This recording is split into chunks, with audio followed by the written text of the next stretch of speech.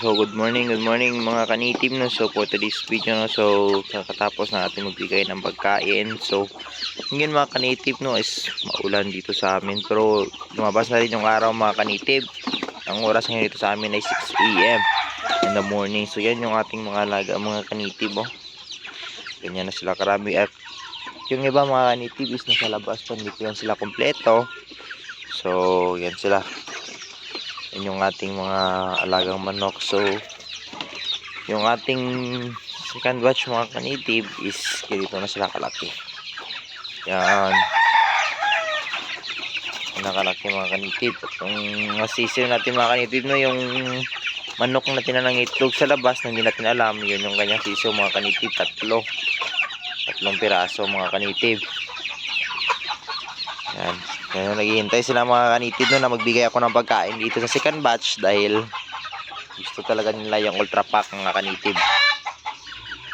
So yung ating alternatibong pagkain mga kanitib, so yan, nagbibigay lang tayo ng maliit na pits mga kanitib no, dahil meron naman tayo nitong mga gulay is kanila din kinakain. So nagtagtad tayo kahapon, yan na lang yung natira.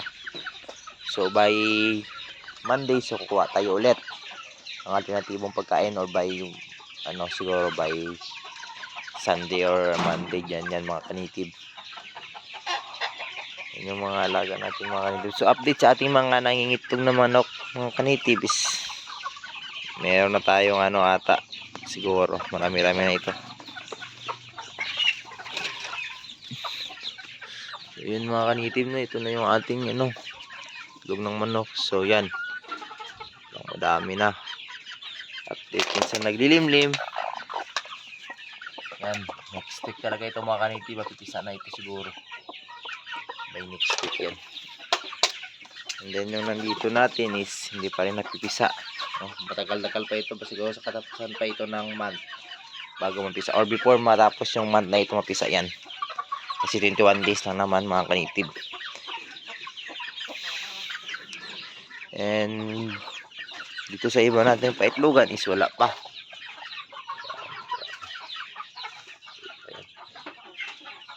So update sa ating mga kanitib no, na breed na native chicken tsaka Rhode Island. So sa ngayon wala pa talagang itlog, hindi pa nangingitlog yung ating native, kasi matagal-tagal pa yan.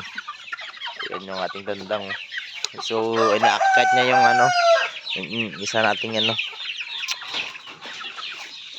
manok.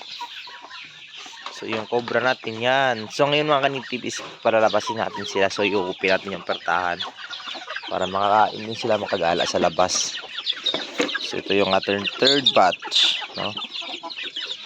Sobrang laki na din nila mga kanitib. Yung pinapakain ko din is ultra pack din mga kanitib, na may halong integrator saka corn grits. So yung bagong pisa natin mga kanitibs, ito yun no? Siguro yung 5 days nila ngayon. 5 days or 6 days na 1 week na siguro mga kanitib. So sa ngayon mga kanitib, yan lang muna yung update sa ating native chicken, and yung update sa ating Muscovy-Duck is bukas mag-update tayo sa kanila. So yun lang po mga kanitibs. Sa mga di pa po nakasubscribe, please subscribe YouTube channel and click on notification bell para palagi po kayo updated sa ating video ko yung native chicken backyard. So yun lang po.